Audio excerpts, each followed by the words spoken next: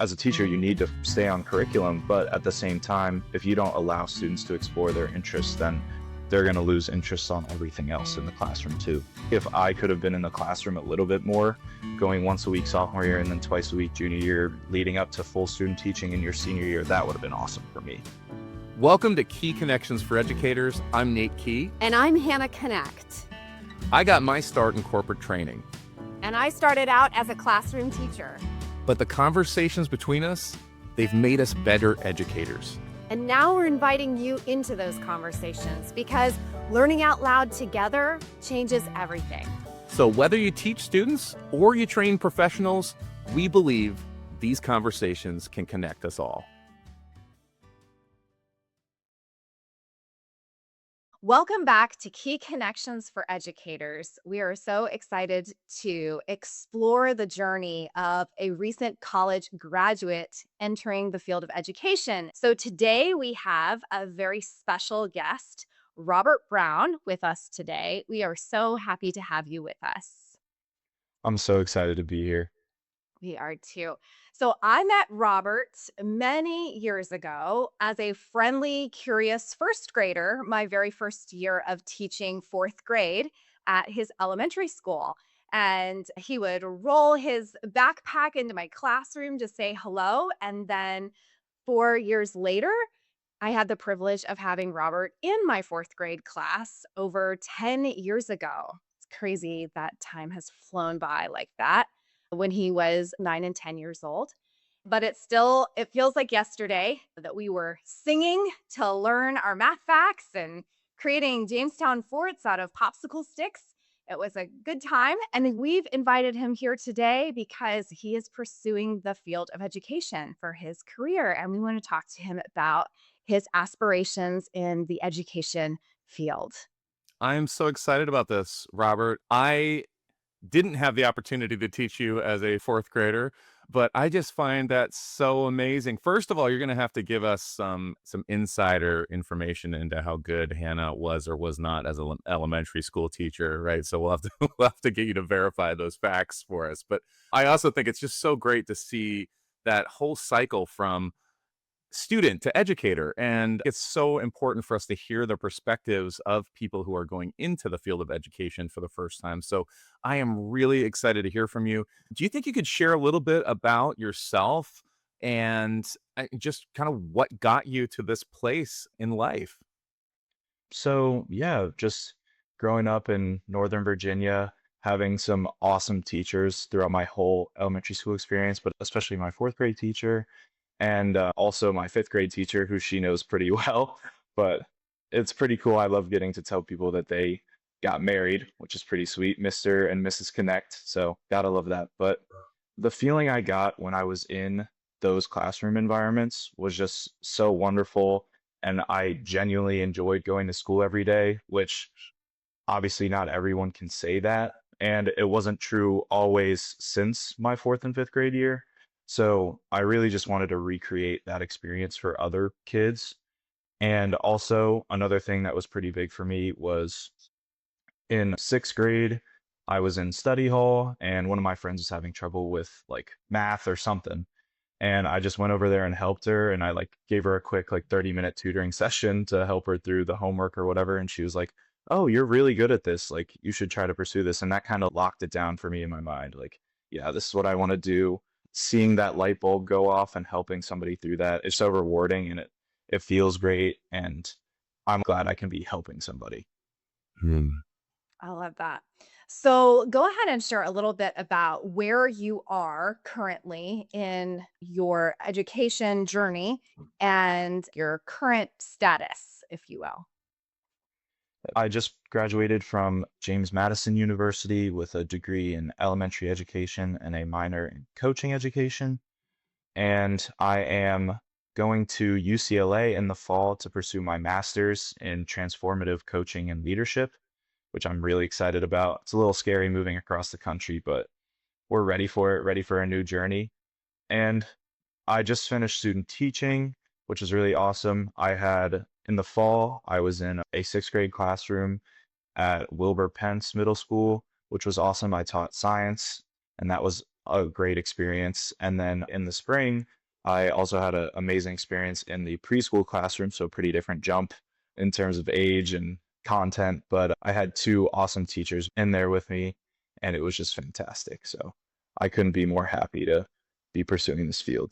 Let's dig in a little bit deeper into why you chose to pursue a career in education. Within our classrooms, my classroom, Mr. Connect's classroom, what were some of those pivotal moments for you that you were like, yes, I want to try to recreate that? Are there any memories that stick out in your mind that have kind of embedded in you and been like, yeah, this is why I want to coach. This is why I want to teach? Definitely moments where you're allowed to express your creativity and you're doing like a hands-on project and you can see the applications firsthand and in the moment. So when we're making forts out of popsicle sticks or we're using toothpicks to build bridges and seeing who's can hold the most weight. One of my best friends, his name's Parker, lives right down the street, and we were allowed to do presentations on aliens in Mr. Connect's class. And if you were passionate about something, you could create a presentation and just show it to the class. There was no project needed, and we were allowed to be silly, be fun, and explore what we were interested in. And as a teacher, you need to stay on curriculum, but at the same time, if you don't allow students to explore their interests, then they're going to lose interest on everything else in the classroom too. I feel so alive when I hear you talking about that, Robert, because something that Hannah and I are really passionate about is student autonomy. So we have this experience where we need you to learn math facts, or we need you to learn about a science curriculum, or the history of the United States, or California, or whatever it is. But within that, we also want to give you as a student, or myself, even as a learner, that opportunity to really chase those interests. I think it's all about having an open mindset as an educator and seeing that if I'm able to see what excites my students and then light that fire even more by giving them the opportunity to explore it a little further within the bounds of what the curriculum is supposed to be doing. It's a really wonderful thing. And I don't know that every single person in your classroom became a teacher, though. Not everyone was inspired the same way, Yeah, we did have a lot though. I'd say but you had a lot. there's at least 5 or 6 of us for sure. Yeah. So, I mean, teaching does have some very interesting challenges that comes with it. So, what are some of the things that you notice as challenges in that profession? And then what are some of the things that said, you know what, irrespective of what those challenges are, this is what I'm going to do? I'd say the two main challenges I've seen based on the classrooms I've been in are having children who have a lot of bad stuff going on at home and those backgrounds. It was really affecting me and I didn't know like why. I was like, well, this isn't happening to me. And the term secondhand trauma got brought up and I was like, yep, that's 100% what I'm feeling. It's really hard, especially in the preschool classroom. I was seeing 3, 4, 5 year olds who had a lot going on at home and hearing those stories, it was just heartbreaking, honestly. And you see those kids every day and, their behavior problems, that's what they stem from. There's no bad kids. It's just their circumstance. And you can't expect a 3, 4, 5 year old to emotionally be able to deal with divorce or growing up in a single parent household. There's a lot of stuff like that. Then the other thing is attention spans are going down and a lot of the social media stuff being glued to your phone. It makes me feel old saying that, but it's genuinely true. I'm catching myself sometimes scrolling. I'm like, dude, what am I doing? Putting the phone down and just being able to focus on the task at hand and not getting distracted. So definitely like those two things. And, there's plenty of ways to fix that. If you personally, I'm more of a try to solve a problem rather than dwell on it. Mm. So if your kids aren't engaged and they're trying to be on their phone, let's get a little phone cubby up at the front, and that's how you do attendance. And then they can't just get up in the middle of class and grab their phone without you seeing, and just kind of stuff like that. Just trying to negate as many distractions as possible is what you should do. So rather than dwelling on stuff, I'd rather try to solve it. Yeah. And was teaching the only thing you considered, or were there any other career paths that you thought, oh, this could work too? Definitely astronaut and all that stuff when I was little, but no, like I've pretty much been locked in on teaching for a long time. And even though coaching is thought of as its own separate thing, I've really just view those two things one and the same. So I'm actively pursuing both being a teacher and a coach and seeing where it goes. Mm. Well, so much of being a teacher is really coaching, coming alongside of those students and being able to call out what they're doing right, cheering them on, but then also giving them that constructive feedback. Hey, if you did it like this, and facilitating the experience for the team, for the players, for the students to keep growing. I think that is so wise to see both of them going hand in hand because ideally they do go hand in hand. Nate and I did an episode a while back about how the best leaders are teachers. And so when you see leaders even in a corporate setting and they come alongside of their team members and they're coaching their team members, that's what really brings that rapport, that trust, and that growth to multiply the skills and the performance of their team. Mm. So, Robert, can you tell us about your Mm. education classes that you took in college? Would love to hear which ones stood out to you as particularly helpful or impactful, maybe even like nuggets that you're taking back or that you applied in student teaching. And then to piggyback off of that, do you feel that your coursework adequately prepared you for the realities of teaching? I have three professors that I'd love to shout out. They are fantastic and just completely made my college experience for sure. First one, Jenny Gibson, she taught math for teachers. And my friends always joked about that class. They're like, so what's your homework? I was like, literally, it's 2 plus 2. Like the coloring book stereotype is a little true. But alongside of our coursework, she had us read a book about growth mindset. And this is my first semester, freshman year. And I feel like I had a pretty good growth mindset before, but putting a name to it and really reading that book and just learning about how people's whole math grades, and not that it's all about grades, but ability to complete their work and not feel as like shameful when going to class and being in that math class, because that's a lot of students have a lot of anxiety around math. But just really that whole growth mindset thing, she was fantastic. I had her for 2 semesters. Wish I could have had her for more. And then John Almarode, he is insane. One of the coolest people I've ever met in my life. And it's like one of those people you meet and he doesn't even seem real. But he just was so supportive throughout the whole thing. Everybody at JMU went to him. He was definitely the College of Education celebrity. He framed everything in terms of the thermometer of learning and the different learning effects and how effective something was on the thermostat. So learning about how some of the ways we were taught were on the negative or there wasn't actually any learning benefits to other strategies like teamwork or group learning or a million types of things. And they did study after study that he was a part of and learning about that thermometer and making sure that there can't just be here, memorize these facts. There needs to be activities along with them and follow up and engagement and actively participating, not just passively sitting there and listening to a lecture or whatever. So that was really huge. And then lastly, Alicia Berry, she was our literacy teacher, and I had her for 2 semesters as well. And she was just fantastic.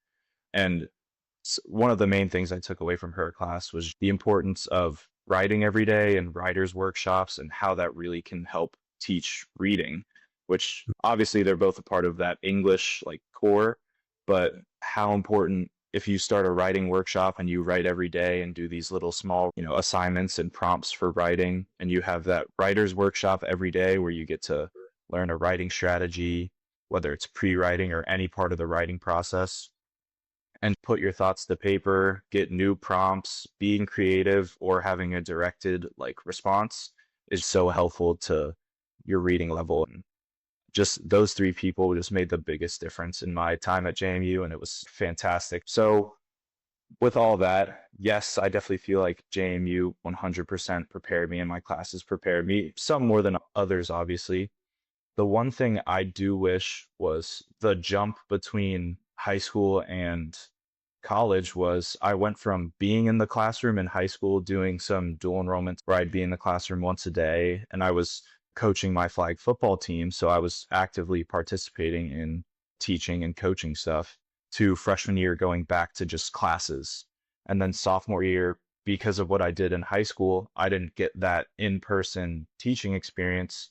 So even though I was coaching on the side, it just wasn't as often. And the one thing I do wish was that we could have been introduced into the classroom a little earlier Personally, if I could have been in the classroom a little bit more and instead of once a week junior year, twice a week, or going once a week sophomore year and then twice a week junior year leading up to full student teaching in your senior year, that would have been awesome for me. That really resonates with the idea of applied practice.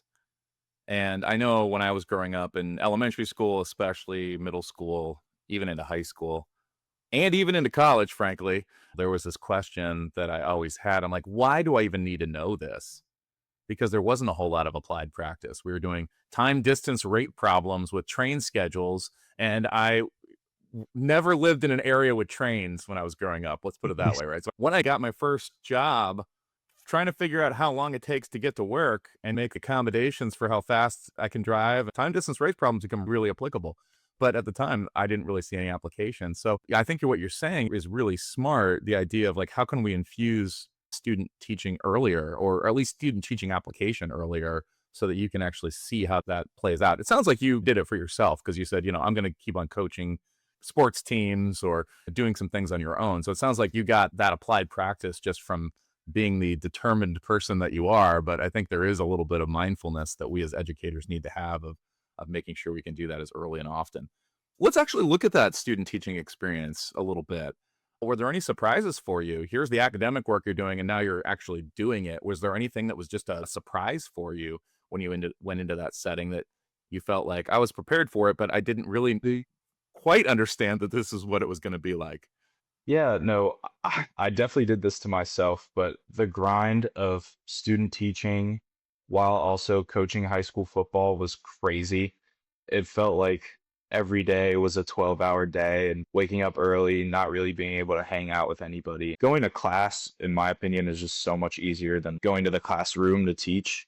And the level of engagement and brain activity there is definitely different. There's a lot more going on, a lot more managing. Not everybody did that, but Mhm. just I got so much support from my CT, Sarah Arenas. She's like the best person ever. I was so happy to learn from her. And classroom management, going into sixth grade, everyone was like, "Oh, are you nervous? Those kids are going to be crazy. God bless you. It's middle school."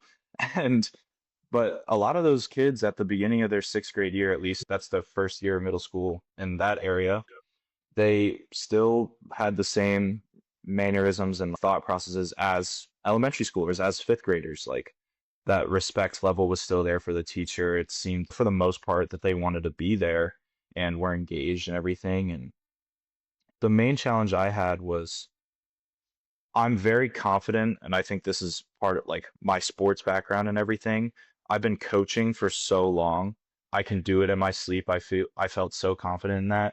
But when I went to the classroom, I wasn't necessarily doing a bad job, but the constant feedback loop of I know I need to improve or I could have done this better shot my confidence a little bit, which is hard.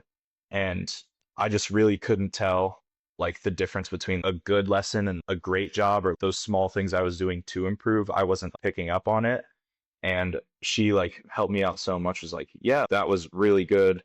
And I was like, I really couldn't tell the difference. And she helped lay out stuff for me. And it was awesome just how helpful that environment was for my growth. And the team she worked with was great. And we all planned stuff together. And she definitely helped me transition pretty smoothly from like practicum and being in the classroom and maybe teaching just one block of the day and then going to the last two and then to planning the lesson and teaching the last two and then to just fully taking over. So it was a very laid out process and she did a great job helping me through that. You did sixth grade and you also did the preschool. Can you tell us a little bit about the differences? Because I'm sure that there's obviously unique challenges working with sixth graders. I actually have a forthcoming sixth grader myself, and I also have a 3-year-old who's going to preschool for the first time this year. They're very different mindsets. There's very different situations in life. For you as a new teacher, what were some of the challenges that you had with each of those different demographics? And what are some of the things that you really enjoyed about each one of those things, even in the midst of some of the challenges that were there? In terms of the challenges with the preschoolers, a lot of the crying and the emotional stuff, you had to very much learn each kid and how to talk to them. And it's not dissimilar to how you would treat an older student, but just your margin of error is so small. And not that you should ever really yell or raise your voice at anyone, in my opinion. Definitely with those younger kids, you really have to mind your tone, and every little thing that happens to them, they're looking to you for an answer and a solution. Whereas like the sixth graders can work it out themselves to a certain point. But to be honest, a lot of the distraction was the same. You had the little two best friends, whether they were trying to sit next to each other every class or wanted to play in the dollhouse together or whatever. Like all of that's the same. So it was very funny. But the key differences I saw were in the sixth grade realm, I got to plan and be a part of the process of, okay, this is the standard and we're breaking it down and really learning about that and putting that into practice. But for the preschool that I was at, they used a completely scripted, and which it was a really good program. And Miss Carter and Miss Jessie did an awesome job executing it and putting their little twist on things. But seeing the difference between a fully scripted and then a not at all scripted program was pretty interesting. I think as long as it's a good system, it works. Like this system we used was amazing.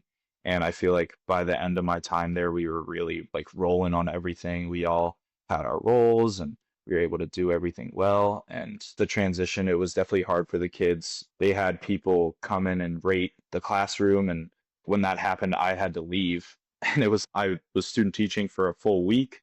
And then spring break happened. And then I came back and was still doing everything. Hmm. And then the rater came and we didn't preview with the students at all because we didn't know when they were coming. And I just left the classroom. And after I left, I was roaming the building, going to different classrooms. And I was like, oh, those kids are probably just asking a million times, like, where's Mr. Rob? Where's Mr. Rob? Like, and just so the difference of you really got to stick with that schedule. And everyone appreciates a schedule. But in terms of those younger ones, if you don't lay it out for them and have a visual and show them and tell them like, hey, we're going to do this, we're going to spend time with this, and then we're going to go here, it very much helps them stay on track and not those anxieties that they can't put a name to about what am I doing, where am I going, what are we doing. When you can help lay that out for them, it's very helpful. But everyone could use that. Yeah, routines are so important. And I have witnessed that as a teacher for younger students. When the routine is there, it's almost like they have that safety net. That structure just allows them to trust that much more. And you're right on when we can give them a heads up. This is what's happening today in morning meeting or what have you, then that fear just kind of dissolves and they can follow the structure, follow the routine and know what's going on. You're so right on that. I feel like that's the same in corporate education as well. We talk a lot about the agenda setting, whether it's in an e-learning and you actually say these are the learning objectives that we're going to cover, or traditional face-to-face classroom or virtual facilitation where we go over the lesson and how long we might even take on each section. I remember a very long 2-week training that we'd actually put up on the schedule about where each section would happen and even where lunch was and where the breaks were. And that was so important because you'd have somebody who maybe had a little too much coffee in the morning and really was very anxious about whether or not we were going to take a planned break or if they needed to go take their own break. I think it's that same idea, whether you're a preschooler or in your middle of your career or even post-career, just knowing what's going to happen sets that safety up and really puts everybody at ease and creates a much more relaxed environment. So I love how you were naming that anxiety that we don't even know about. And I think as educators, like, just a simple thing like having an agenda and trying to stick as close as possible to that agenda just creates such a safety for that classroom. Wow, what an incredibly great conversation with Robert so far. Honestly, it was so good and packed with so much value that we didn't want any of it to get lost just because the episode was long. So we're breaking it into 2 parts. This was part 1. And in part 2, we'll dive even deeper into Robert's student teaching experience. Trust me, you're not going to want to miss it. Make sure that you like and subscribe and turn on notifications so that you'll know when the second part drops. And in the meantime, we'd love to know what resonated with you from this first part of the conversation. So share with us in the comments below because we would love to hear from you. See you in the next one.